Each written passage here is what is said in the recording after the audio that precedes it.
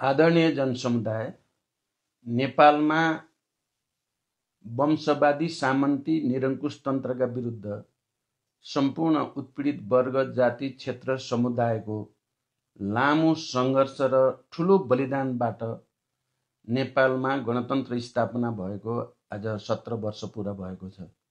म यस ऐतिहासिक अवसरमा सबभन्दा पहिला गणतन्त्रका निम्ति आफ्नो प्राण उत्सर्ग गर्ने ती महान शहीदहरूप्रति हार्दिक श्रद्धाञ्जली अर्पण गर्न चाहन्छु। सम्पूर्ण बेपत्ता योद्धाहरूप्रति सम्मान प्रकट गर्न चाहन्छु। ती महान शहीद बेपत्ता योद्धाहरूको परिवारजनप्रति पनि म मेरो तर्फबाट, पार्टीको तर्फबाट हार्दिक सम्मान व्यक्त गर्छु। त्यसैगरी यो परिवर्तनका निम्ति जेल, नेल, यातना, घाइते, अपाङ्ग हुनुभएका तमाम क्रान्तिकारी योद्धाहरूप्रति पनि म सम्मान व्यक्त गर्दछु। आज हामी एउटा युगबाट अर्को नयाँ युगतिर, निरङ्कुशताको युगबाट गणतन्त्रको स्वर्णिम युगतिर प्रवेश गरेको दिन हो। यस ऐतिहासिक दिनमा हामी सबै गणतन्त्रवादीहरूले के कुरा बुझ्न जरुरी छ भने, हामीले यो गणतन्त्रलाई अझ सुदृढ गर्नको निम्ति संविधानले निर्दिष्ट गरे अनुसार समाजवाद उन्मुख दिशा दिन जरुरी छ। सम्पूर्ण उत्पीडित वर्ग, जाति, क्षेत्र, लिङ्ग, समुदायको अधिकारलाई अझ सुदृढ गर्न जरुरी छ। त्यसले मात्रै जनअपेक्षा अनुसार हामीले गणतन्त्रलाई संस्थागत गर्न सकिन्छ। आदरणीय जनसमुदाय, हामीले जीवन व्यवहारमा नै गणतन्त्रलाई रूपान्तरण गर्नको निम्ति गम्भीर आत्मसमीक्षा गर्न पनि जरुरी छ। राजनैतिक नेतृत्वले इतिहासको राम्रो समीक्षा गरेर के निष्कर्षमा पुग्न आवश्यक छ भने, गणतन्त्रको विकल्प अझ सुदृढ गणतन्त्र हो।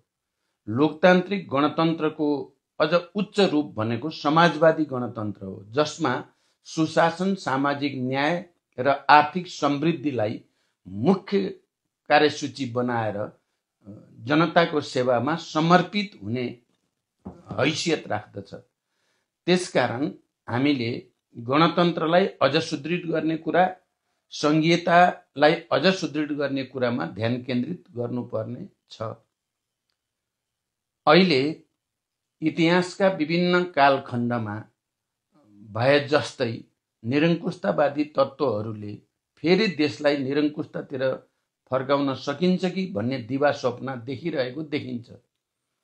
तर इतिहास साक्षी छ, निरङ्कुश तन्त्र एक समयको सामन्ती तन्त्र अब त्यो इतिहासको विषय भइ नै सकेको छ र जनताको गणतन्त्रका रूपमा संसारभरि नै लोकतान्त्रिक गणतन्त्रको व्यवस्था स्थापित भइ नै सकेको छ। कारण इतिहासको चक्कालाई पछाडि फर्काउने दुस्साहस कसैले गर्नु हुँदैन। हामी अझ अगाडि बढेर नेपाल राष्ट्रको राष्ट्रिय स्वाधीनता, नेपाली जनताको लोकतान्त्रिक आकांक्षा र नेपाली जनताको समृद्धिको आकांक्षालाई सम्बोधन गर्नुपर्ने हुन्छ। यही नै आजको ऐतिहासिक आवश्यकता हो। त्यसकारण जनताको लोकतान्त्रिक आकांक्षा र समृद्धिको आकांक्षालाई सम्बोधन गर्ने संकल्पको दिन पनि हो आज यो गणतन्त्र दिवसको दिन। म नेपालमा शान्ति सम्झौताको एउटा हस्ताक्षरकर्ताको हैसियतले र संविधान सभा, जो सबभन्दा लोकतान्त्रिक विधि हो संविधान निर्माणको, त्यो संविधान सभाबाट संविधान निर्माणको निम्ति पनि एउटा प्रमुख नेतृत्वकर्ताको हैसियतले आम नेपाली जनतालाई म अपिल गर्न चाहन्छु कि हामी यसलाई अझ सुदृढ गर्न एकताबद्ध हौं।